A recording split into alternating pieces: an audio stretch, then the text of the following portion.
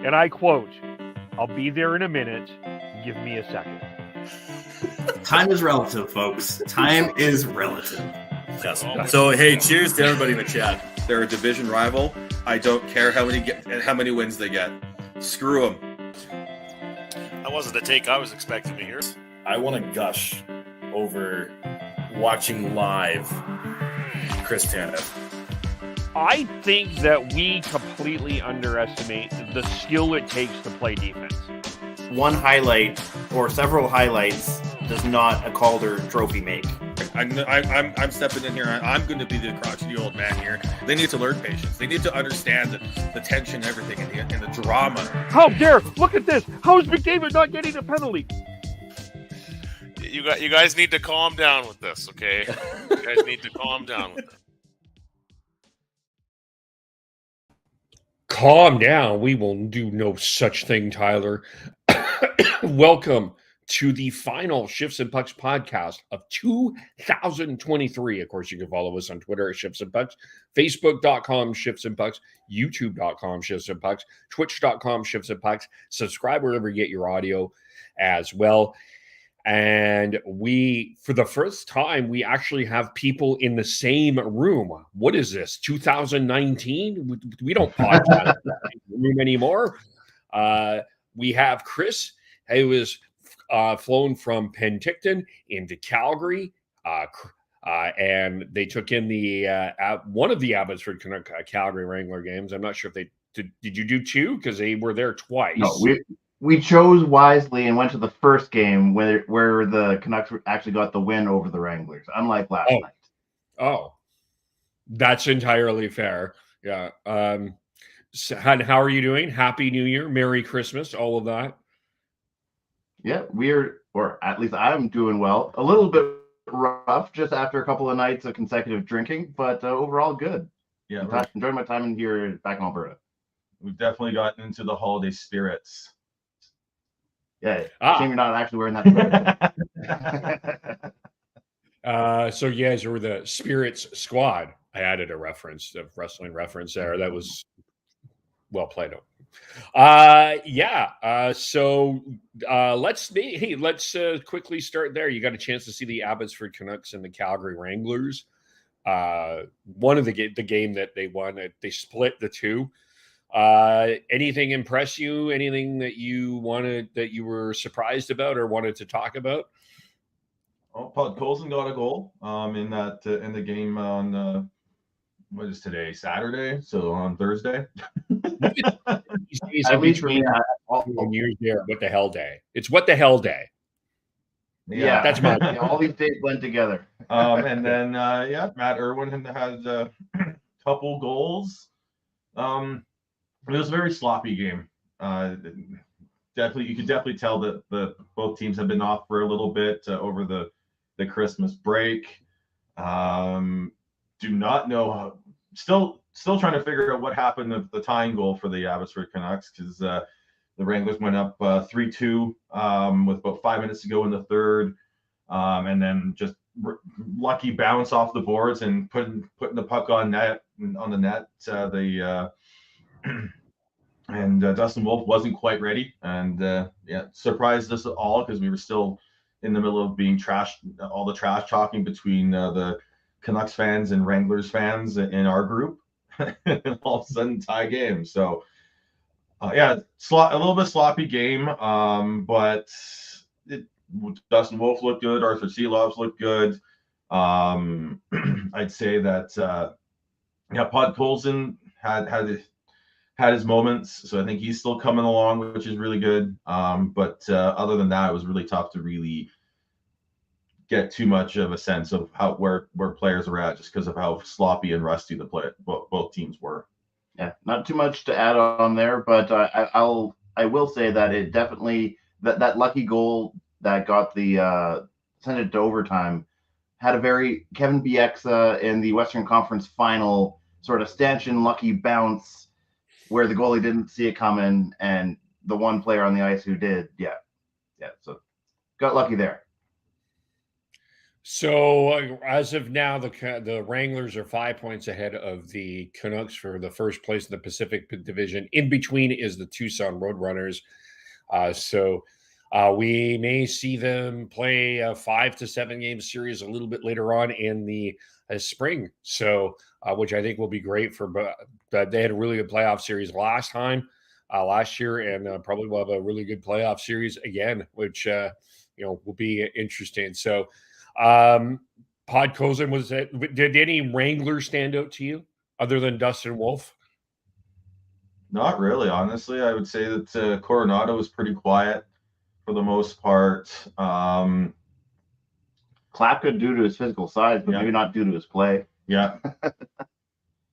So again, it's so hard to really do too much of scouting or even just analysis when the teams we're both very, very sloppy. That and we were just having fun socializing, shit talking, and we were well lubricated. So yeah, the attention to detail went a little out the window. Here, me being the nerd, how did this player look, and how did he? Yeah, you can actually have fun at the game, Kevin. Yeah. I just watching the Canada-Sweden game yesterday was really impressed with both Lekkerimäki and Tom Wielander.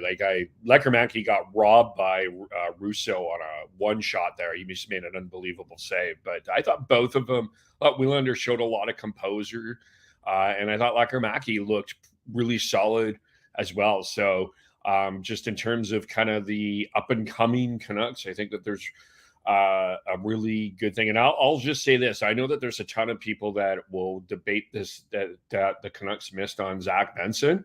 And I'm not one of them that is necessary. I'm not saying that Zach Benson's a bad player, but I really think Tom Wielander is going to be playing a long time in the National Hockey League. I'm not saying he's a Norris Trophy guy, or I'm not saying he's going to be one of the best defensemen to ever play the game or anything like that, but he's going to play in the NHL for a long time. He's got the smarts and the ability to do that. So I think that I don't think you need to fret about Zach. That I think that you made the best pick at the time, and we focus too much on offense sometimes. So I was impressed with Tom Wielander, and was also really impressed with that Swedish team. I think they should win the gold this year. No, they're going. They're the home team. They've got the home crowd behind them. And I think the only team who's yet to give up a goal in the tournament so far. Yep. Yeah. Been very good defensively, and a big part of that has been Wielander, but an even bigger part of that's been DPD as well. And I think a lot of people need to start paying attention to where he's at in the development curve here, because I think they've got someone there. But also acknowledge what he is and what he isn't, because he's not going to be a Quinn Hughes type player when he makes the big leagues. He's going to be your, solid defensive type defenseman who's able to get a good pass out. But I'm just saying, let's not confuse him for, maybe a Tom Wielander type where he's going to be more offensive, but he's definitely going to be a solid defensive guy. I don't even know if Wielander's going to be immensely offensive. I think he'll be solid. I think he's going to be an all-round really good defenseman. More so than DPD, but not putting him up on that Quinn type pedestal. Elias Pettersson, the defenseman, is going to be more of he's 6'4", he's got good size. He's gonna be more of that the wingspan defensive defenseman that you're seeing a lot of teams try and acquire these days. He's not going to put up a lot of points, but he's going to be a good sort of middle of the lineup defenseman, or even bottom of the lineup defenseman for the Canucks, I think. And maybe he can surprise and go a little bit higher, but I think that's where he'll probably slot. Wielander, I think, has got a little bit more well-roundedness to his game, the ability to move the puck really well without being an offensive defenseman, one of those type of guys. And with those two coming up, the Canucks defensive prospects definitely feeling a lot better about that going into 2024 than, say, we did this time last year. And touching on Kevin's point about the fact that we passed up on Benson to get Wielander, sometimes positional need takes precedent over the best player available. And considering how good Wielander is, I would say they made the right choice. Well, that and again, it's where you value the players as well. And yeah, it may not be positional need, but you've also got a right-handed defenseman. A right-shot defenseman is much more valuable in today's game than a undersized winger. If all things are equal and you can compare apples to oranges because they are defensive positions, you're going to get a much more value out of a right-shot defenseman who can play top 4 minutes than say a top 6, middle 6 undersized winger. And the winner or loser, quote unquote, is not going to be known for years from now, not this first season. Yeah. It's that comparison. Yeah. And Zach Benson's already had injury issues this season, playing with the Sabres as well. So, yeah, in 5-10 years we can maybe have this discussion, but right now I think it's way too premature to to say who made the right pick and who didn't. Well, and I bring it up just because I think I think a lot of people were like, why did you pass up on, like, a lot of times people don't, like, we see, we watch a lot of WHL, or there's a lot of focus on WHL play and offensive play, and you look at offensive numbers and you're like, wow, why did you pass up on that? And I think there's a lot more context to that. So that's why I brought it up. But like I personally was impressed with Willander for sure. Lekkerimäki probably will be a little bit of a longer term project, but I think I wouldn't be surprised if he plays games in the NHL. I think he's got a lot of that ability too. Oh, he'll definitely play games in the NHL. It's just how long it takes him to get there. Yeah. I don't think any of us are expecting him to be on the roster next season by any stretch. Yeah, no. He's still got, especially if you're going to continue on with the Tocchet style, high details type team. He'll have I think he might. What his development was, what we would have wanted for Höglander and Podkolzin, I think, is what we'll see. Instead of rushing him onto the NHL roster, I think they'll take a lot more of a slow approach. Lekkerimäki's also a very young, was a young draft pick. He was one of the youngest in that draft. So he's still got a lot of development to go, some physical maturity to happen. But his shot is really good. Like if they at the very least, you're looking at him being a power play weapon for the Canucks in 3-4 years from now. Realistic to expect him in Abbotsford next season? I don't think so. I think that'll be something that if anyone comes over to play in Abbotsford out of the three, it'll be DPD. They'll get him over there, getting used to the smaller ice surface.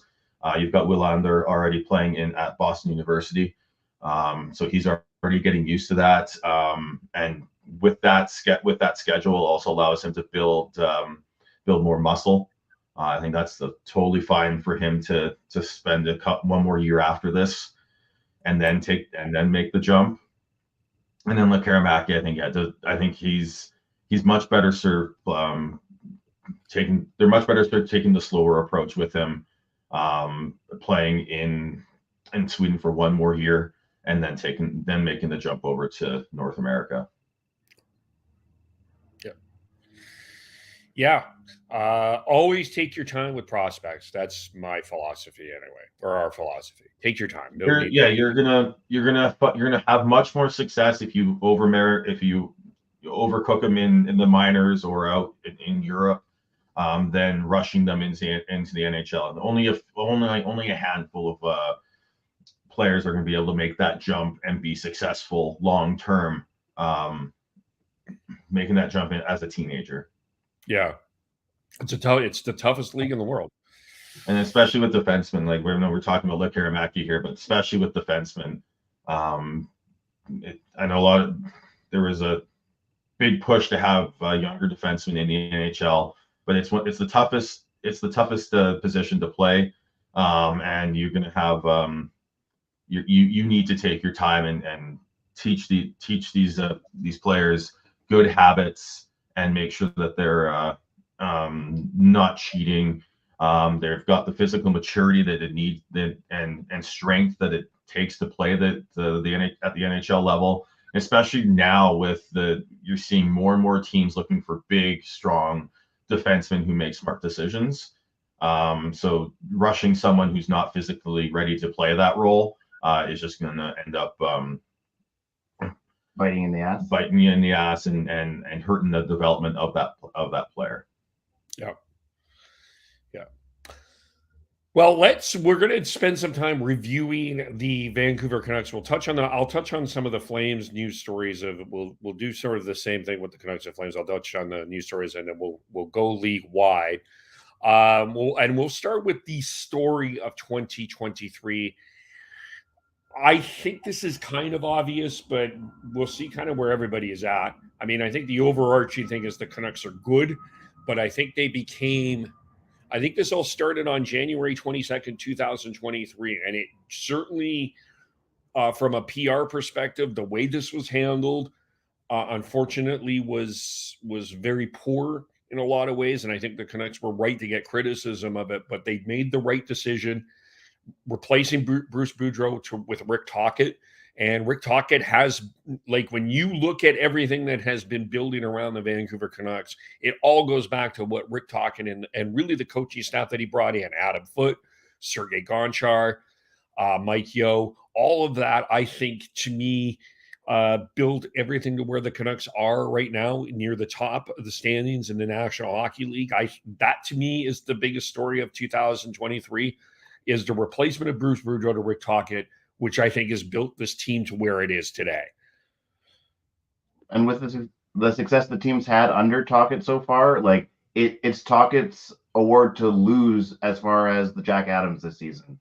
Like Laviolette has given a little bit of a run for his money with how good the Rangers have been doing so far, but it seems like I said, it's Tocchet's award to lose at this point, as long as the Canucks can keep this going.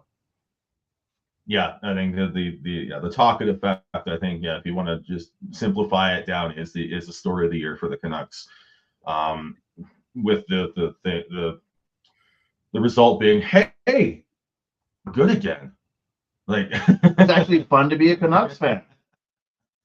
But yeah, you've got he's making JT Miller is right up there with points. You've got Pettersson, who's looking for a new contract, having another good season. I know a lot of people are putting the microscopes right up on everything Petey does these days. And I've seen lots of people saying that he's been inconsistent this year. I don't think so. I think it's just goal scoring maybe, but point production definitely not. No, he's a point. He had a really good start and then has been basically a point per game since. So if he gets on another role here, that'll a lot of the maybe questions that I don't think are necessarily too valid are going to go away, because then it's always what have you done for me lately is really what a lot of when that happens. But it's also, I think, part and parcel to the Tocchet effect. They're not forcing offense. They're not trying to do too much when they have the opportunities. They're playing with the strong detail game and making sure that they're taking care of their own end first. For the most part, it's really working. So, and then right now the power play hasn't been clicking at the level that it should be with the amount of talent that's on that. So I think we're going to see when the power play gets back up and going, you'll see the points production for players like Pettersson, like Miller, all step up again. You'll see, like, if Kuzmenko stays on that power play, and I think he should. I think even if he's a fourth liner, just to maintain that confidence. And well, he's also he's one. Who else is the better option out there? Like they'll throw out Hronek in his spot, but when Kuz is on, there's no one better in that spot for the Canucks right now. Mm-hmm. So I think when that power play starts going, you'll see the production for a lot of the skilled players go right back up. Yeah, we haven't had a chance to talk about Kuzmenko, us together with me on, and my perspective on all of this is I think that there's two things. I subscribe to two things that can be true at the same time. Kuzmenko is not necessarily a naturally born Rick Tocchet type of player. That being said, it doesn't mean that he can't develop into that kind of guy, a player that can adapt to it. And you a lot of I thought what you said, Sean, was really well said about what Andrei Kuzmenko has gone through. You kind of look at this in a lot of way. Andrei Kuzmenko is a draft pick that you spent a lot of money on. Like it was a free agent, and yes, he got 39 goals in his first year, but there were so many other things that had to be, he doesn't have that NHL game experience behind him. I mean, ideally, if you could get him through waivers, you couldn't. You would probably want to have him in Abbotsford, but he's not. You just can't do that at this point. So, and you're not trading Andrei. Like, I don't think that you trade Andrei Kuzmenko. And you're not really going to get anything for Andrei Kuzmenko. Nobody has cap room for anybody right now. So, I agree with that. But that being said, I still think he's not a naturally born Rick Tocchet type of player. Like, he's not a Phil Di Giuseppe, who seems to be more of a Tocchet type of player. But it doesn't mean that he's not going to be successful. And I still see a 25, 30 goal scorer in him. I do. Like, I think he's a natural goal scorer, just needs to know the details of the game, right? So, again, not, like we talked about earlier, it's not about offense necessarily. It's not only about offense. It's about the details of the game. And that's what Rick Tocchet is focusing on with him. And, has he been frustrated with Kuzmenko? Yes. Well, I think part of it is. Oh, go ahead. I think part of it with Kuzmenko is that he came over as a mid-20s player in his mid-20s, and he's built habits that work in the bigger ice in the KHL as opposed to the smaller ice in the NHL. And I think I still disagree with the fact that I think it's to say he's not a Rick Tocchet player. I think when Kuzmenko's on, he definitely is. He goes to the hard areas. He's right around the net. He's a puck hound when he's on. The problem is he has some bad habits from his time playing in the KHL that they're trying to get out. And once that's done, I think he won't be your prototypical like quote unquote Tocchet player, but he'll be fine. And he'll be like, I think you look at someone like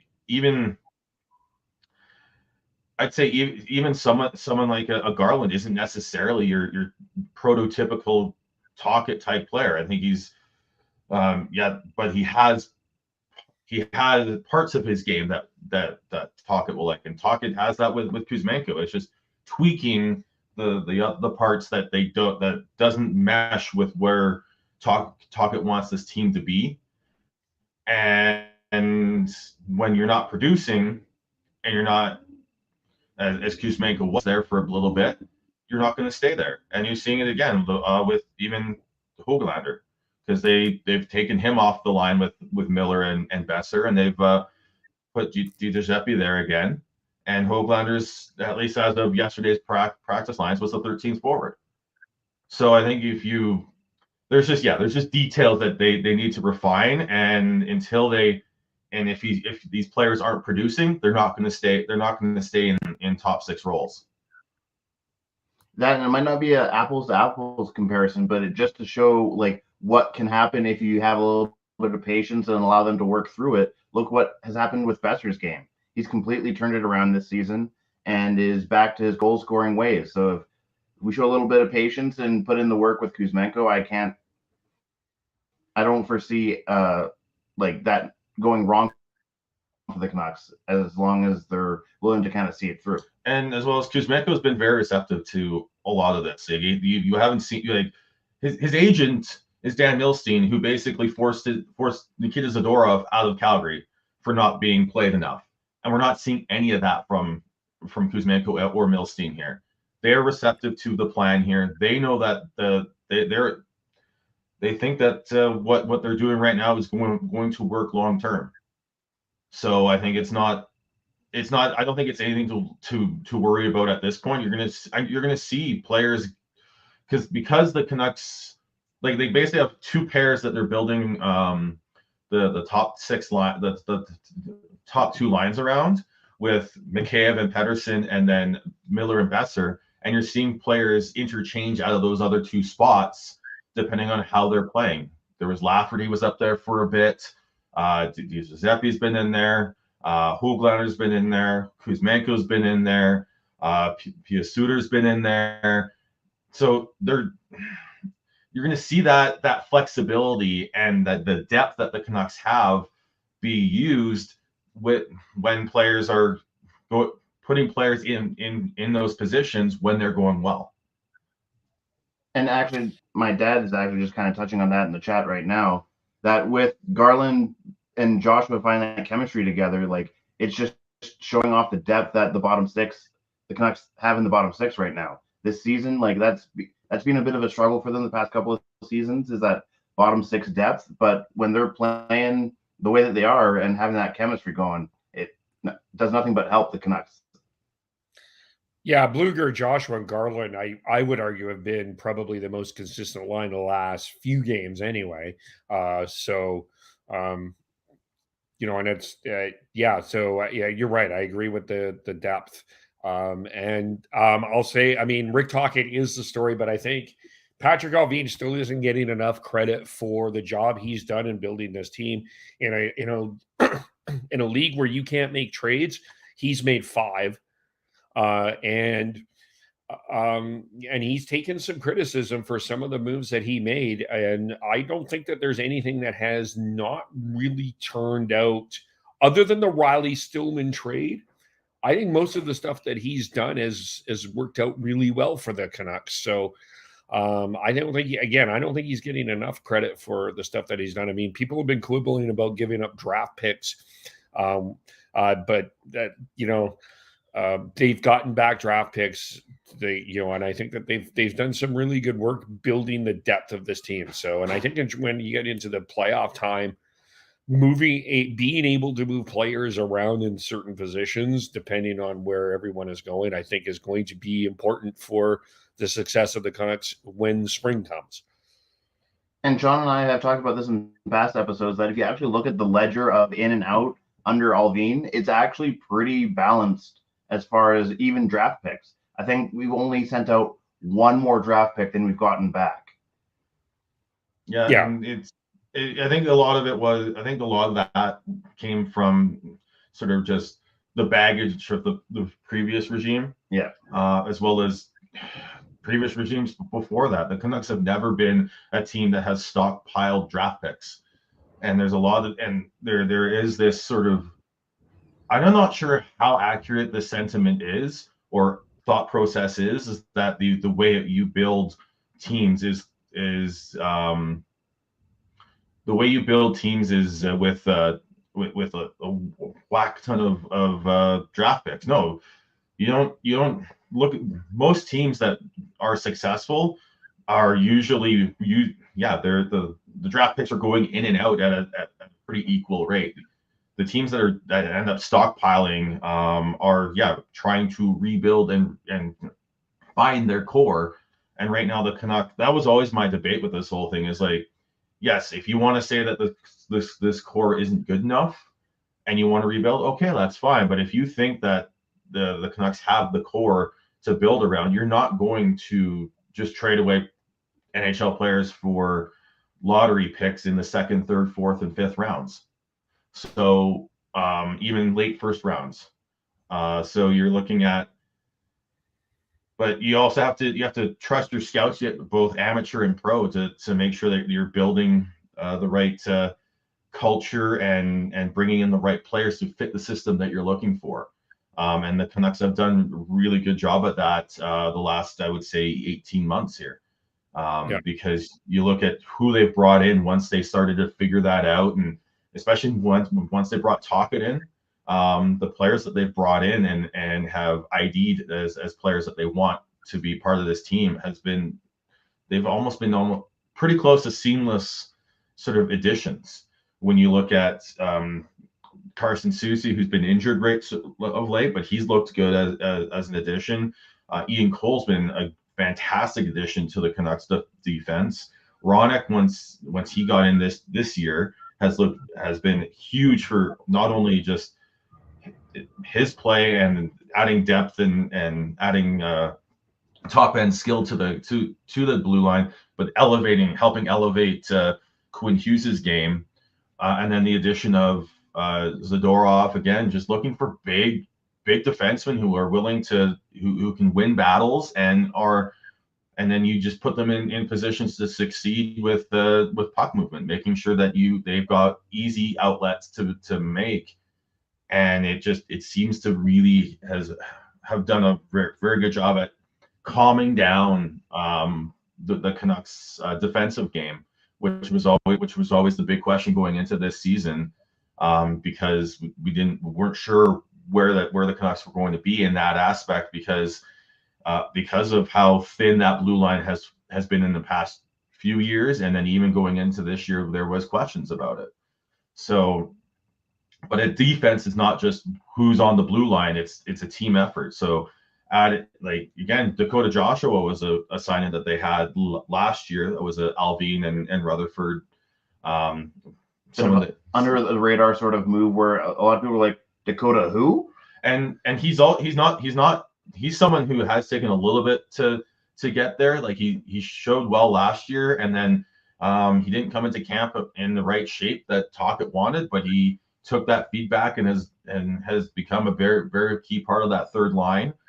And then the trade for Sam Lafferty was just a bit of a stroke of genius to take advantage of a cap-strapped Toronto Maple Leafs when they brought in Ryan Reeves and hasn't wanted to keep him as opposed to Sam Lafferty. Lafferty's been someone who's been up and down the lineup and has been a really nice addition for the Canucks. And then, getting Bluger and Suter in free agency. That might be the most underrated moves that they made in the offseason, was that defensive, bottom six center depth that they got in both those players. And Bluger's been someone who we've seen a level of play from him that I don't think we expected. Because I don't think we expected that third line to be as key and as much of the motor of the team than it has been. Especially in Suter's absence when he was gone for a month and a half due to injury. Yeah. And Joshua and Garland have looked good with Suter at center as well. So there's, again, flexibility there to build a bottom six that allows you to roll four lines. Yeah. Is there any argument about who the best player is, man? I think we should go unanimous on this, and you tell me who it is, and we'll see if we're unanimous.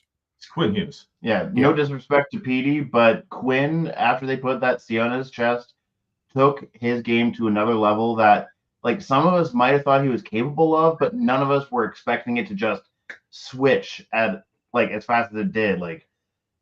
He's brought his game up to a way that I feel like most people did not see coming. I saw it coming. I was like, I had him in my top three for Norris voting last year, and that was just going through and looking at his impact when he was on the ice versus off, and he's taken another step this year. He is been fantastic. Just as you said earlier, Chris, with the Tocchet, with the Jack Adams being his to lose, I think you can make the argument for Quinn Hughes with the Norris now. I would say Makar is maybe chasing down Quinn closer more than Laviolette is with Tocchet with the Jack Adams. But yeah, both are probably a 1A, 1B story of the year for the Canucks. I love my love for Cale Makar, but I don't think that the Norris, I don't think it's as close as people think. I think Makar hasn't been healthy this year. I think that's the big thing. Like Makar's been great, but Hughes has been healthy. His defense partner, I know that we don't like plus minus is this outdated stat, but the top 2 plus minus in the league are Quinn Hughes and Philip Hronek. Hughes at plus 27, Hronek plus 22. I think that he's got to be in the he's got to be in the Hart Trophy conversation right now as well. It depends on where you look on that, but yeah, no, I think it is. I think it's by a good distance right now. It's Quinn Hughes to win the Norris. Yeah, and like you said, like for the Hart, it's a little bit probably more of a debate. But as far as Norris, yeah, it's definitely quite a story. As far as the Jack Adams, just to toss, I'm just going to toss one other name in there. I think John Tortorella has got to get some consideration for the Jack Adams as well. For what he's done with Philly, yeah, I was going to say that would be the other one that I think needs to be tossed in there. If they make the playoffs, it becomes a very strong argument. If they end up missing the playoffs, though, it might make a good debate, but I don't know if that makes him a shoo-in. I feel like if Philly was able to squeak into the playoffs, that would actually make it almost like a steal of the year as far as taking that award away from Tocchet. Yeah. Fair. And then, yeah, so, I mean, and, not that PD's been bad. Not that anyone else has been bad per se, but, I think, yeah, Quinn Hughes has been the best player. The biggest surprise of 2023. I mean, I feel like the easy biased answer would be just how the sheer degree of how much the Canucks turned around this season. But I'm not sure if you guys have other answers ready to go. If we're going for a player, I'd say Brock Besser. From someone who was on the trade block, his agent was needing to. They were trying to have an agent to help facilitate a trade. And then now he's coming and he's going almost goal for goal for the Rocket Richard now. He's fallen off a little bit of late, but all that takes is another hot streak and he'll be right there. But he's on a pace that I don't think anyone expected from him this year. So I think in terms of the biggest surprise, I think it's got to be Brock Besser. Yeah, I feel he'll get not as much maybe award potential recognition at the end of the season, but the fact that he's been this consistent so far through this season just goes to show and add on to Sean's point of being the biggest surprise. Yeah, I think that's Brock Besser.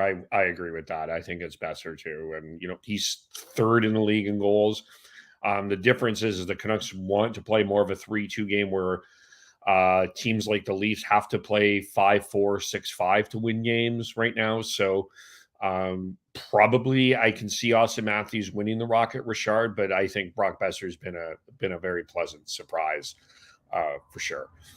And I think is the Canucks Masterton Trophy winner. I think he should get that one.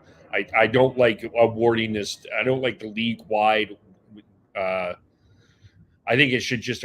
My belief is just give it to each team has a representative and everyone gets. I know that this isn't the a lot of people don't like the participation, but I don't like competing over like tough stories. I mean, and comebacks. The biggest hardship, yeah. If he wins anything, he'll be the Masterton for sure. Just going from being not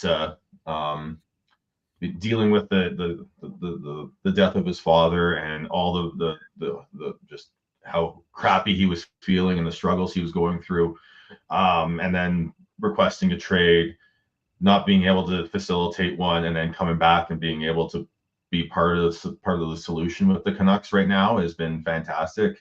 And as well as I'd say Garland as well, because you take most of the things you say about Besser there with trade request, agent in there to help facilitate the trade, especially right at the beginning of the season, and then he's been part of this like great third line for the Canucks and been the motor that basically drives the Canucks.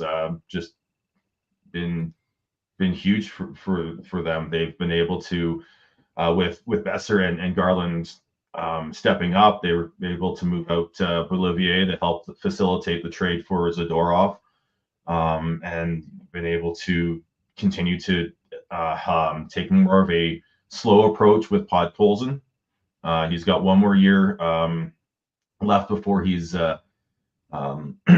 will have to go through waivers, like similar to what the Canucks did with Höglander last year. And yeah, I think having both those players step up and be key parts to this team has been huge for the Canucks and very good. I would say Besser is the biggest surprise, but Garland deserves a mention there as well. Yeah, because if you had asked most Canuck fans how they felt about Garland's situation and whether he might be a distraction or even just like maybe like hold the Canucks back as far as their ability to do anything regarding that, it's been night and day compared to like what we were expecting at the start of the season to now. Even the goal scoring hasn't been there, but his playmaking ability and like what we were talking about earlier, where his chemistry with Joshua is definitely been a surprise.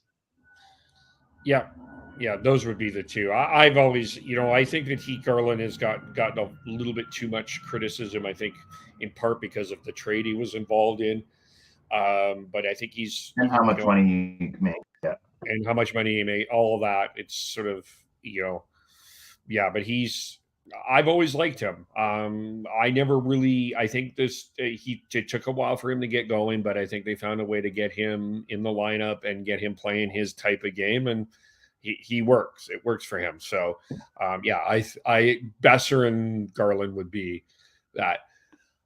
Before we go to the game, I just want to say, if we're going to also say one more on that, a nice surprise of the year, Casey DeSmith, having him as the backup and the Canucks being willing to go to him in games a lot more willingly than say the last couple of years with the backups has been huge. I had him as my unsung hero, Casey DeSmith. Yeah. Another trade that a lot of people criticized, and a lot of people didn't think that Casey DeSmith would be a fit, and that whole Tanner Pearson situation, and again another trade that Alvin got criticized for that actually turned out really well for the Canucks. So, he's been like, you basically, because of the way that Casey DeSmith has played, you gave Thatcher Demko an extra week off, and he's not going to have to play until 2024. So, and that's going to be huge when you're in a battle really for the top three positions and at least trying to get home ice, at least hopefully for at least the first round of the playoffs, maybe both rounds, who knows? So, having that advantage at this point, especially with the goaltending struggles around the National Hockey League, I think that's what Casey DeSmith's done has been huge. Yeah.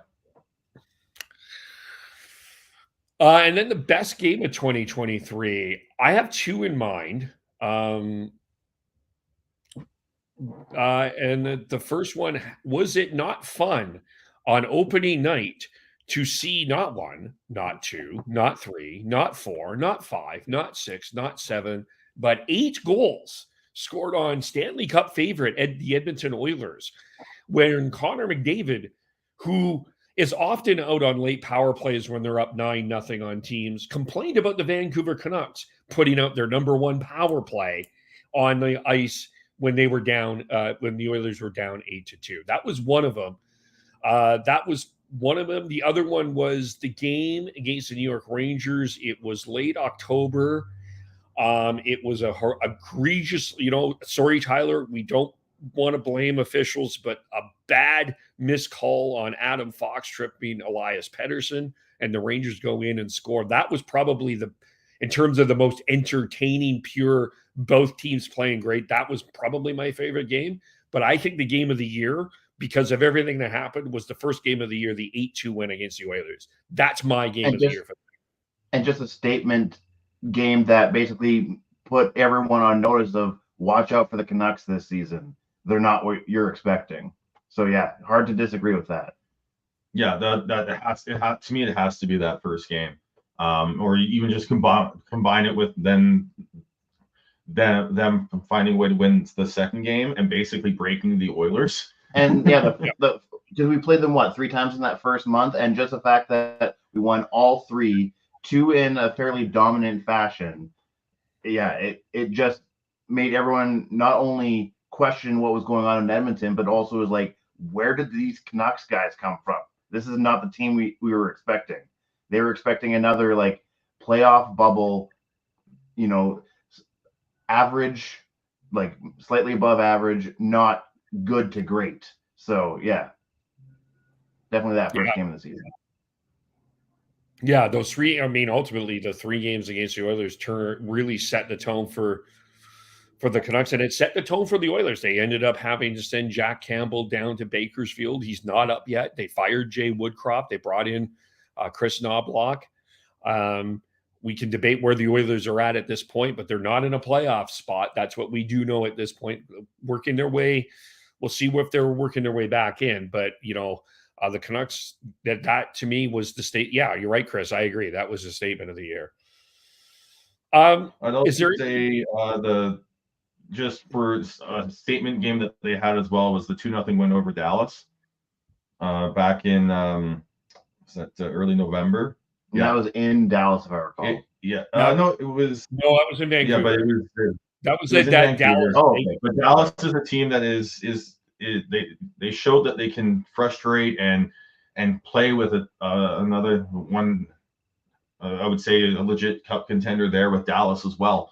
So I know they lost 4-3 in overtime to Dallas in the last time they met. And so I still think it's the first game of the year for the game of the year, but that 2-0 win in Dallas, I think was underrated in terms of a bit of a statement game in terms of them being able to stifle the Dallas Stars, who have a lot of offensive power. Yeah. Anything else with the Canucks that we missed or should talk about? Well, you said your unsung hero is Casey DeSmith. I'd say mine would be. Well, honestly, I'd say Dalvin. Like I feel like he's, as you talked about so many times here, Kev, that he's a lot of trades he hasn't been. There's been the draft list and everyone who wanted to acquire draft picks and all that, but he's put together a team that's just is meshing really well, and the chemistry's there. It seems like they're a really tight group. You look at what Nikita Zadorov has said about when he arrived in Vancouver and the feelings he's got with the organization and the team that's there right now. So I think the unsung hero for me has got to be Patrick Allvin. And to piggyback off that point, like in a cap-strapped league where 30 or 31 teams out of 32 are basically right up to the cap, there's only been 8 trades this season, and the Canucks have been involved in 5 of them. 5. Yeah. So yeah, it's hard to not give Allvin some love and recognition for how he's been able to turn around, because like the 2 biggest question marks going into the offseason was the penalty kill and the defense, and he's been sneakily improving both.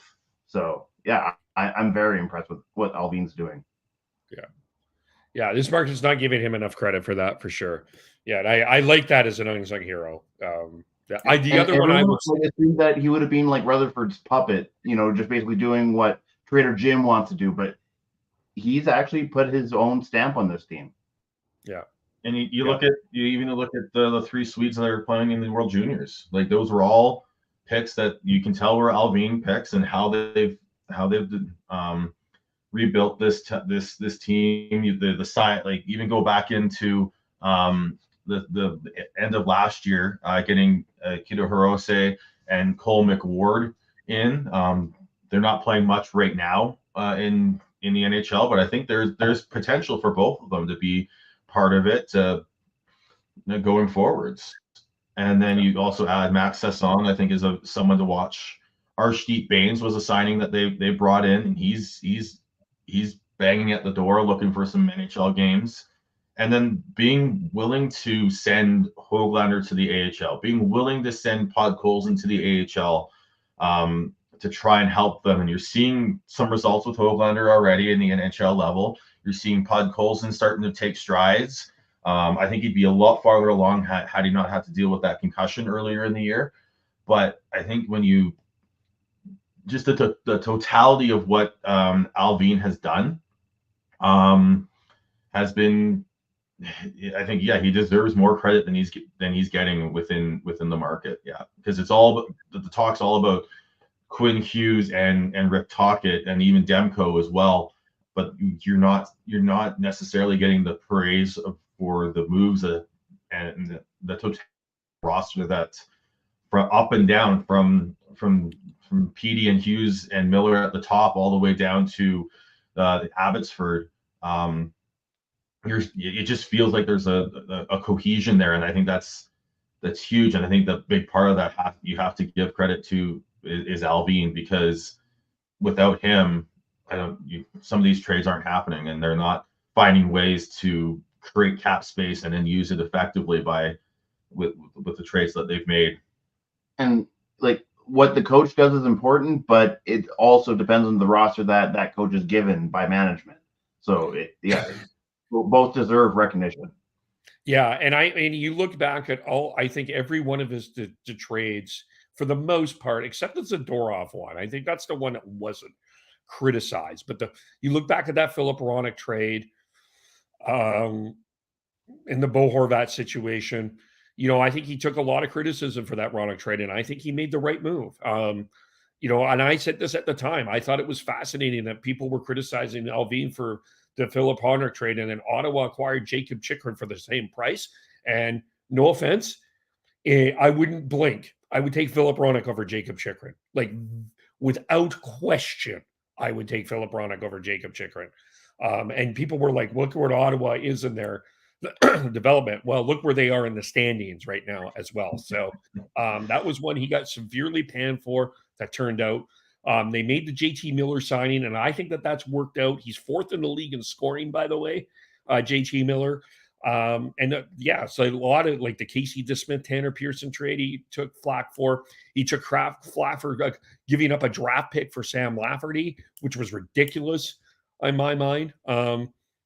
He's made a lot of really sharp, astute moves, and he's not getting the credit, because I don't know why he's not getting the credit, but it's fascinating to me.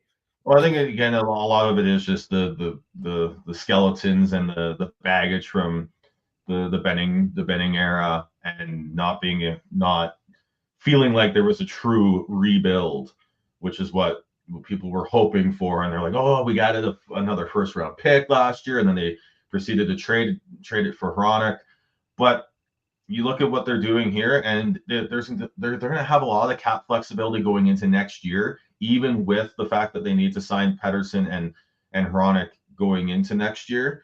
But the amount of players that they've acquired that are on 1-year deals, that allows them to have that flexibility, and then they're hopefully slowly marinating these players in the AHL that can step up and be elite depth players for them next year that are ready to contribute. Yeah, whether or not it's an Archdeep Baines, but Colson, you've got Höglander stepping up at times here. On the blue line, you've got McWard, you've got Hirose, even Wolanin and Matt Irwin are playing well down there. So you've got options there, and in a cap world, you need to have that flexibility and options. You can't be locked into so many players long term and think that you're going to be able to keep the team together properly. So being able to keep the depth players on short-term deals and give them the roster flexibility going forwards is very, very key, and something I don't think people are, again, not giving Alvin enough credit for, to have that flexibility going into next season. Yeah. As well as making we haven't even talked about probably his biggest swing for the fence move this year, which is buying out OEL. Yeah, that was, and Yeah, but he faced criticism for that too because of the length of the buyout. But there's no other way around that. You had to do it, and you know, yeah, he made that was the right call, and that was and there's not a lot of owners, and I don't want to. There's not a lot of GMs that would consider making that move, right? So, well, there's not a lot of owners that would be willing to bite that much money as well, right? Long term. Yeah, it's true. It's true. Yeah, I think the I guess we'll talk about the 2024, what to expect next year on our next podcast and kind of see where we're going. But I think looking back, I think overall the Canucks are in good shape, and we'll kind of see where they are at. I think that this is a very fascinating Pacific Division with Vegas, Vancouver, LA, and the Kraken kind of hanging in there, and we'll see what the Oilers seem to be rolling. I don't know if the Oilers roll their way right back into this wild card race or not. They still got a lot of teams to catch. They are clearly hot, and they have an opportunity. I don't know where we put them, but the three best teams in the division right now to me are Vegas, Vancouver, and the Kings. And I'll tell you, I'm not completely sold on this Kings team. I think you look at their road record and their home record, I think that's a interesting imbalance. Is Cam Talbot going to hang in there for the rest of the year? Are you ready to go to David Riddick if one of those two are out? I don't know. I'm just Copley's out for how long? Yeah, Copley's out for a while. So they gotta rely on Talbot, who's played really well for them.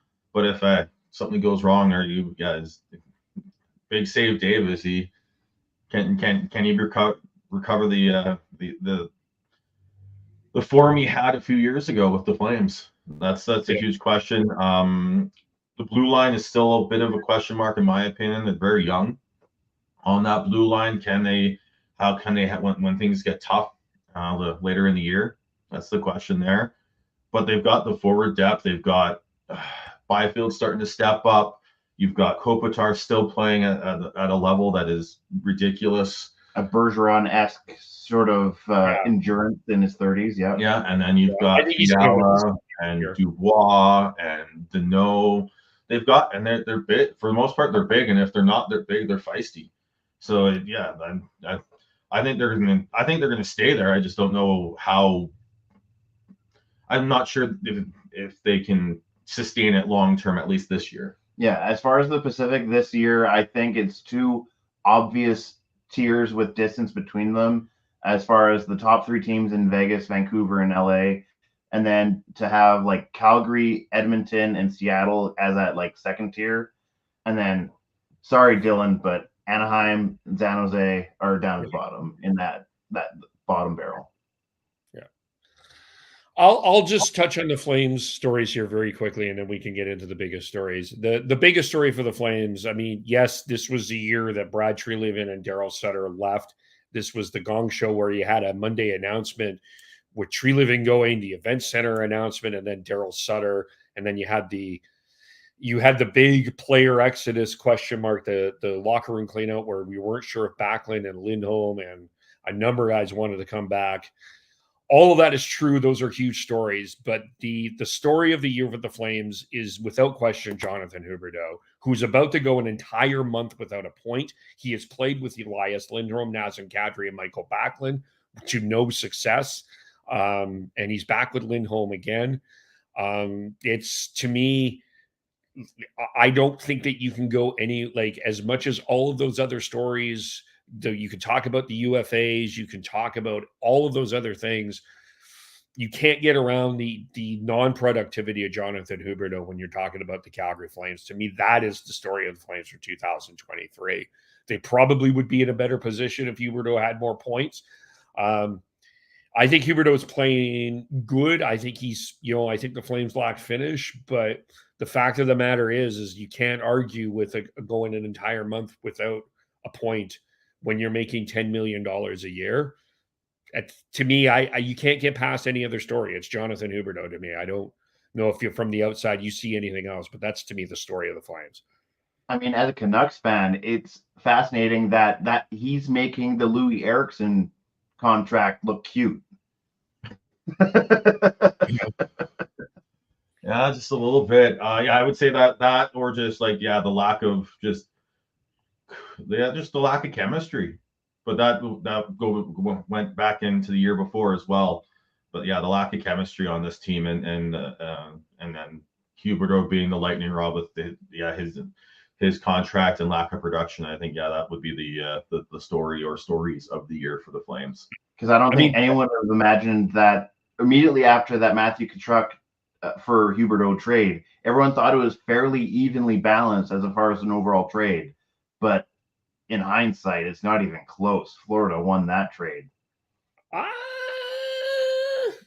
Yes, they did. Yeah. Well, they did, but the only thing I will say is Mackenzie Weegar has been good. He's been good, and Cole Schwindt's a nice depth addition for the Flames as well. But it doesn't make up for the lack of production from Huberdeau. And how many how many Cup finals has Florida been to since that trade's happened? Yeah, at least one more than Calgary. There's only been one, but yeah. Yes. I hear what you're saying. The whole but to me, you can't get around that. Best player for the Flames, I think, has been Michael Backlund. He gave him the C. He signed. Biggest surprise to me has to be Connor Zary. I don't think anybody expected him to come in and light up and play as well as he had. The young sung hero to me has been AJ Greer. I think they need to put AJ Greer on the power play. He's got enough skills to crash the net and all of that. I think he's got 6 goals. I think he's been really solid. And I guess the obvious question is, where does Tanev, Lindholm, and Hanifin end up? Because I kind of don't see the Flames right now in that Edmonton, Seattle tier, but I don't see them in that Anaheim, San Jose tier either, because I think we're in the midst of just this transition of those 3 teams. Isn't Calgary the closest to a wild card spot right now? I think they are. No, they're all you've got the Kraken are actually. The Kraken are 2 points back of Nashville for the final playoff spot as of today, December 30th. And then you've got the Flames and Oilers at 33 points, so they are 6 points back. Okay. I guess I haven't looked at the standings probably since mid-December. Fair. There's other than those screenshots are showing Vancouver at the top, right? Yeah, it doesn't matter what's going on down the bottom. We've got the Canucks at the top. I just need to see those top 5, and I'm good. Yeah, and so that's what's we'll touch on we'll do when Devin and Dan are around, we'll do kind of a deep dive on the Flames, but that's kind of where I'm at with the Flames. And I think it's, we're in the midst of seeing where it looks like Lindholm turned down the latest offer, which he's standing for about $9 million, and it sounds like the Flames are not willing to give him that. So I think we can expect that trade. We can expect the Hanifin trade, and as much as I would love Chris Tanev to remain a Calgary Flame, and I think they should, he'll be gone. Sorry, what were you going to say, Sean? Yeah, I think most of them are going to be gone. Most of them are gone, but the one player I think needs to be talked about in terms of a surprise. I think Zary's probably the right answer. I don't think people expected him to come in and be this effective this quickly.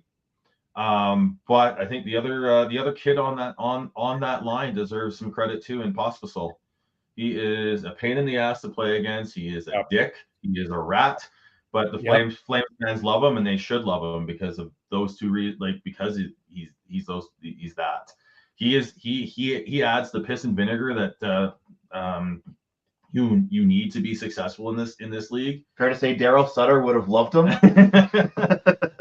But he ever since Tkachuk left, they really haven't had that, and Pospisil has shown that, and he'll be, if he can continue that up long term, he'll have a solid spot on the Flames roster for years. It was funny because we were all thinking, and I remember having the conversation with Dan and Matt, we don't see more of a fourth liner, but then the more I watched him, I was like, this guy's a middle six forward for sure. Like he is, like he's kind of in that Valerie Nikushkin, Andre Burakov's kind of like one of those guys, and with a pain in the ass. I think it's interesting that he's changed agents. Dan Milstein is his agent. I think that's going to be fascinating down the road. Yeah, it's going to be interesting to see what happens with the Flames. Really, not only March 8th, but the off season too, because I think you're going to have to make a decision about goaltending. Then you probably have to make a decision about a couple of other players as well. So we'll see where the Flames are at. But we'll dig deep into that when Devin and Dan are around. But let's kind of look at the overall picture. What is the biggest story of 2023?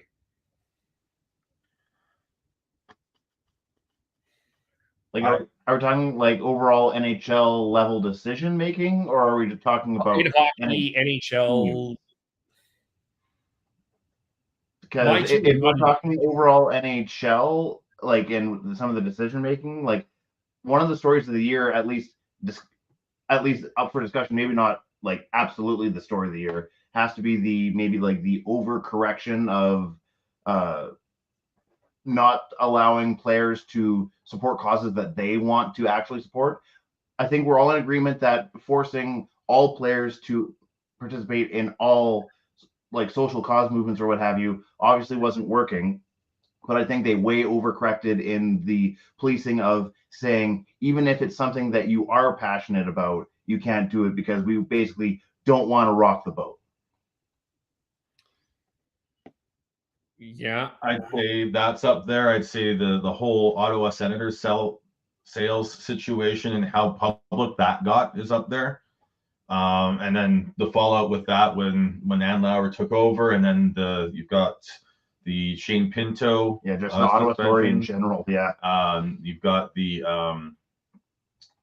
got docked a draft pick for the fumbling of the Donoff trade.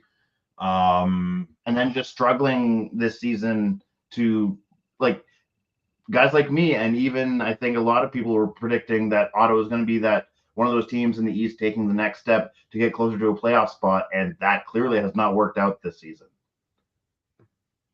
And then I'd also say story up there that needs to be, I think is big, is the Babcock. All that happened in Columbus right at the beginning, before the season even started. There's so many. Corey Perry, and more Blackhawks. Even underrated one is another John Doe has come out in regards to the Blackhawks situation from a few years ago. We'll see what happens there. Erik Karlsson being traded to Pittsburgh and then them still struggling. If we're going to get back onto the ice there. For that team with those players on their power play to be that shitty of a power play this season, that's definitely a story for sure. Power plays have been shitty all over the National Hockey League, though. Okay, so if we clearly have like a bevy of different stories we could choose for that, but I guess if we were forcing ourselves to pick like a top 3 headlines league wide, what would we say is the top 3? Because clearly we have like close to 10 candidates at this point. Well, my top 2 are not NHL related. It's the one is the PWHL and the launch, and finally getting a broadcasting deal announced this week that they're going with CBC and TSN. And unfortunately, the other one that I have is a sad one, but the death of Adam Johnson in England. I know we're not necessarily going to get into the whole aftermath of that with neck guards, but I think that to me is like, it's hard not to think about 2023, and that story has to be in there somewhere in my mind. Yeah, I'd say that one's right up there as well. Unfortunately, a lot of the big stories that of late have been with the negative side. You talk about Corey Perry, Mike Babcock, Adam Johnson, even the lack of still waiting to hear the results of the 2018 the Hockey Canada investigation there. That's when that releases, that's probably going to be the story of 2024. Yeah. So, and then I'd say even like underratedly, I think that Shane Pinto suspension and the fallout from that, and then because with the amount of gambling, how prominent it is now and in prominence sports. there, I think that needs to be there. I think that's going to grow in 2024. That type of those types of discussions. But yeah, I'd say the Adam Johnson death is right up there as well. Yeah, and then I just would throw in the whole special occasion jerseys and support of special causes that the NHL has completely fumbled this year. It started in January last year when Provorov declined to wear the Pride jersey in Philly, and then it spiderweb and skyrocketed from there. And then the overreaction that the NHL did, and because there's been so many amazing jerseys that you could not that should have been out there for warm-ups that they cannot do. And just the fact that players decided to be like, you know what, even if the NHL is going to do this, I'm going to challenge it. Dermott did it with the Pride tape. Flower did it with the native inspired goalie mask. So, and then I think there's also was a couple of Hockey Fights Cancers masks as well. So yeah, the fact that the players have been willing to push back just kind of goes to show you that it's a story worthy of being up there. Yeah. I think you covered a lot of it. The ones I'm thinking about, the other ones that I'm thinking about is, I guess, the continued saga in Arizona. Kyle Dubas leaving Toronto for Pittsburgh. Brad Tree leaving Calgary for Toronto.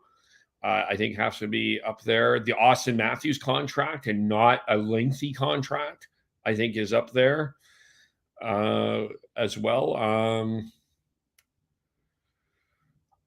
I'm trying to think.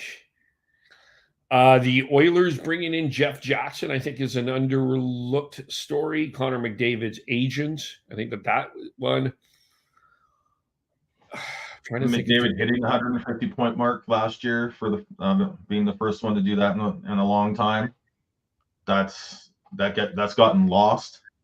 Which one? Sorry. McDavid hitting 150 points. Yeah, basically McDavid having that extra level that he brought himself to last season. First player to do it since Mario Lemieux in 1995-96. Yeah, that too. That's yeah. I think the biggest positive story to me is the PWHL and just the whole evolution. And we're finally going to get an actual women's league actually covered. And yeah, I think that's the great, that's the big positive story. But I think most of the stories that I'm coming up with, I mean, there's, I think the Austin Matthews contract is positive. The Connor McDavid year, I mean, I think that's positive as well. But most of the stories this year are negative in my mind, unfortunately. Yeah, and then I'd also throw out for positive, which is even just Connor Bedard. Yeah, I think you need to look at his ascension to superstardom already, and showing that he can hang and it's not just hype. Yeah. Unfortunately, I think we all agree that the team that got him should not have had a first round pick. Unfortunately, it does come with a bit of that asterisk, though. Yeah, if Ottawa had that penalty for Dodonov, how Chicago essentially, other than basically purging their management, basically got out penalty free from all that. They got a financial fine out of that too. And again, don't want to get too deep into that, but one was one was a hockey operations issue and one wasn't. And that's the way they'll look at it. So, and yeah, Connor Bedard ascension to stardom, I think is something I think a big story there as well. Yeah. I saw you had a discussion with Isha, friend of the show, about Brock Faber, and I would If I had a vote, I would vote, and Joe Schwan had the discussion. I would vote for Brock Faber. I think it's impressive he's playing 30 minutes a game, but it's just the financial impact that Connor Bedard is having on the Chicago Blackhawks. Like, you can't. And unfortunately you can't pass all of that. He is going to win the Calder Trophy, but and he's still having a hell of a season too. Like, it's not like he's just, if we've already handed it to him and he's not deserving of it. He's definitely deserving of it. Yeah. Faber just deserves a lot more. Brock Faber deserves a lot more credit than he's getting. And if he was playing in New York or Toronto or any of these, like a top 5 media market, or even just a Canadian market, he'd be getting a lot more, a lot more press than he is right now playing in Minnesota. Best player 2023. It has to be Connor McDavid. I don't think there's anybody else. Especially the season he had in 22-23 for sure. The 150, and the fact that he went from 54th in the National Hockey League to top 10 in scoring within the last month, too. People rib on him and he was the best player. He was the best player in 2023. Cale Makar is still best hockey player in the world, but Connor McDavid was the best player of 2000. Yeah, you can't. Yeah, as much as we are people who will think that defensemen don't get enough credit for what they do. You can't ignore what McDavid did in this calendar year. I don't think anyone's even close to him in points, even though he's not leading the league right now. But with what he did in the 22-23 season, and then now just at the end of this of December here. Yeah, there's no way you can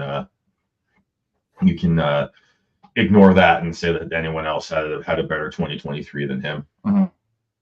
Yeah. I do want to give a shout out to, I know that we kind of hate Matthew Tkachuk in a lot of ways, but the fact that this guy is played with was it a broken sternum? Something like that, yeah. Yeah, that is unbelievable. And I think he probably, if he was healthy, I think he would have given McDavid a run, especially the playoff he had. I think you could have maybe given an argument to me. It's McDavid. Biggest surprise of 2023? Biggest surprise, I would say, at least for this year, this season, I think what the Canucks are doing needs to be up there, as well as what Philadelphia is doing. And then even on the bad side, with how the start that the Oilers have had, I don't think any of us thought that they would be, even after the losing the first 2 games to the Canucks.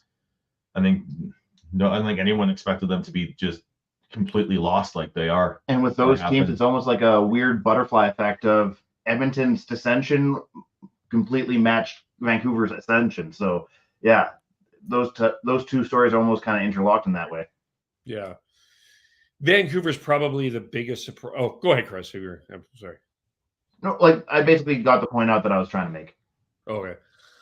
Biggest surprise, probably, you have to go with Vancouver, but ultimately, who the hell expected the Boston Bruins without Patrice Bergeron and David Krejci to still be in first place in the Atlantic? That's definitely worthy of a story for sure. Yeah.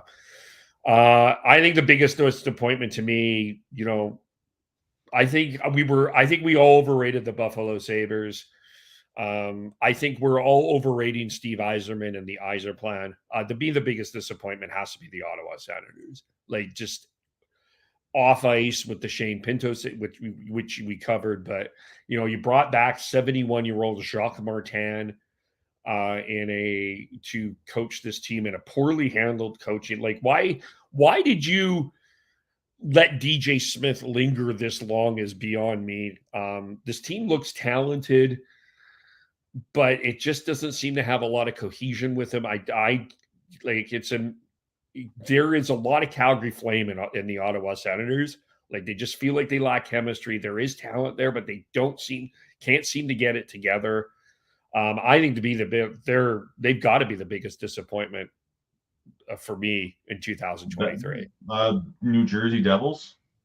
in terms of how everyone thought they were going to be fighting for the division lead in the Metropolitan, and they are not. Just Yeah. like Elliot Friedman is talking about how his predictions this season have been horrible. If you go back to my season predictions, I'm pretty sure I said that New Jersey and Edmonton were going to be in the Stanley Cup final, that Ottawa, Buffalo, and Detroit were all going to make the playoffs. So like I am completely off the board as far as my predictions this season. And the Devils can turn it around. They got 40 points. They are currently in a wild card spot, but I think everyone expected them to be right up there battling for the division lead at this point. And everyone was, a lot of people were poo-pooing on the Rangers, and they've surprised and are have a decent stranglehold on the Metropolitan Division right now too. So I think the Metropolitan Division alone is I'd say the East alone, all things taken into consideration, Boston still being good, the three Atlantic teams, Detroit, Buffalo, and Ottawa not taking the steps that everyone was expecting. You've got the mix up in the Metropolitan with the Rangers being at the top. Carolina, it's not really been the team that we expected them to be because the goaltending issues there. The Flyers being probably the biggest positive surprise of the East. And then you've got Pittsburgh and Washington, like not struggling to stay afloat. So, and Tampa as well. Like there's going to be some really good teams in the East that don't make the playoffs this year. Yeah, it's almost the flip side where like the past couple seasons it's been like the East, they knew who the playoff teams were and who weren't going to make it like almost by this time of the season. And then this season, it's almost like completely flipped where it's the West is a lot more predictable as far as projecting what's going to happen moving forward compared to the East. The East seems that it's going to be the logjam this year. Yeah. I think we kind of talked about, we suspected that there would be a regression from New Jersey. So I don't know if we are necessarily, I'm ultimately super surprised at New Jersey's regression. We saw it coming a little bit. And they haven't had a Dougie Hamilton. They've had injuries this year. They had Jack Hughes out for a while. They've had Nico Hischier out for a while. They've had Dougie Hamilton out for a while. And their goaltending has regressed. Yeah. And their goaltending has been horrible this year. Which the team is, there's a lot of teams horrible. Ultimately, I guess in the big thing I'm watching out for in the East, I don't know if Toronto's going to make the playoffs. I wonder if Tampa passes them. They did get Vasilevsky back. Kucherov is playing at it. Kucherov has been unbelievable. And the Leafs just, their goaltending is like, I think I saw from Chris Johnson, Samsonov has the worst save percentage in all of hockey right now. And you know, as much as we talk about the Edmonton Oilers and if they're going to roll their way back in, I am very wary of the Minnesota Wild. That's a damn good hockey team that is going to cause a lot of havoc if they get in. And they're dealing with injuries right now too, because that's the reason Brock Faber's playing 30 minutes a game is because they've got injuries on the blue line, and then they get those players back, and like that's Brodin and Spurgeon, I believe. And then that blue line, it looks really good. They've got Flower and Gustafsson and net. Up front, you've got Boldy, you've got Kaprizov, who hasn't really been the Kaprizov that we know. And if they get rolling, that's gonna them Edmonton, and then you still got some very tough outs in the West that you have to pass up. Arizona's been a big surprise here, being at like they're not a rollover. They're not a free space on the bingo card. They may not be the most talented team, but they work their asses off. They do. And they're right in your face, and they're gonna make you work for every single inch on that ice. So, and then Nashville's the same. They're definitely starting to play like their GM wants, and being tough out there. And St. Louis is still right there. Seattle's right there. So it's going to be tough for the Wild and Oilers to really find a way to get into the playoffs. But they've definitely have the opportunity there because it's still wide open. Definitely going to make for some fun hockey watching in March and early April. Yes. Anything else we need to? Oh, I guess we should do the one last question. Does anybody have one last question? I definitely did not come prepared for one.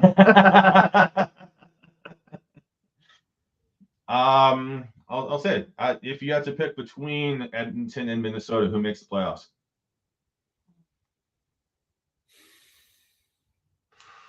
I'm not sure.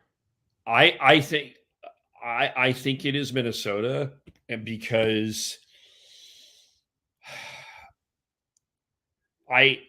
the Wild do have the goaltending. Like, I mean, they have, like, I think if there's one guy that can steal a game, it's Marc-Andre Fleury.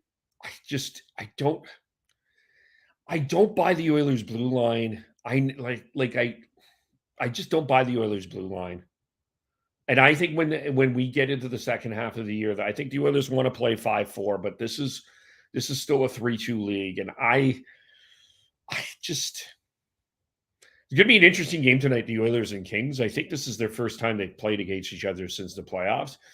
But I think it's the Wild. I do. I guess I'll be the contradictory and say that I think that Edmonton might be able to pull it off just based off of the fact that they have McDavid and Draisaitl. That being said, I think if they're able to pull off that magical 180 and actually get into a playoff spot, I think it'll be to the point where they burn themselves out and will be a easy out in the first round just because they exhausted themselves just to get back. Yeah, I think the Oilers do. I'll take the Oilers just because of the McDavid Draisaitl effects there. But if they don't make it, Kevin, the blue line's not good enough. I don't think the goaltending. Still not sold on Stuart Skinner as like a true number one. And they still need to figure out what's going on with who can be his tandem. Jack Campbell has struggled in the AHL since going down. Hasn't found his game. You've got Cal Pickard playing as the backup right now, but I don't think that's a situation that you're gonna want to go into a stretch run trying to make the playoffs with. So that's my biggest question there with Edmonton. I still think they get it done, but if they don't, it's going to be because they cannot play defense, which is just same old Oilers. Yeah. All right. Well, is there anything else? Nope. 2023 of final podcast of the Shifts and Pucks. Thank you, Chris. Thank you, Sean. Of course, Sean and Chris and Tyler generally take the Canucks ones as I'm, navigating traffic here in the fine city of Metro Vancouver, where trucks hit another overpass. Anyway, the story. And then we talk Flames. It's usually Sean, myself, or Dan, or from Fireside Chat.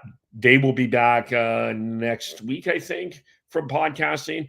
They recently did an event out in a beer event. Bow River Brewing.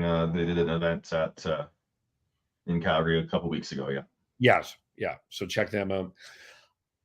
Again, but thank you, Sean. Thank you, Chris, for all that I know things are busy. Chris is traveling on the road. Sean, I know it's tough navigating. We're like herding cats getting all of us together. Tyler, thank you for everything. I don't say fuck you. That's what Devin's job is. Devin, thank you. And thank you, Dylan, and everyone, Jeff, and everyone else that gets into the chat. Like, subscribe, retweet, tell your friends about our podcast. We put a hell of a lot of effort into this, and we'll continue in 2024. How do we follow everyone? Before we do that, I just want to say thank you, Kev, for for being the cat herder at times and all the work that you do. We couldn't do this podcast without you. So thank you. And that you can follow me on the social medias at BeardyConnect03. And I'm on most social media sites at Schneids, SCHNEIDZ. You can follow Tyler at TNOBLE, Devin Gordhow09, although he tried one of the more underrated stories is his attempts to get shits and fucks as a Twitter handle. But that didn't work. I am KVOLE on the social medias, Shifts and Pucks on Twitter, Facebook, YouTube. We'll get on Threads here in 2024. But thanks everyone for watching. Thanks everyone for listening, and we will talk to you all very soon. Happy New Year, and bye for now.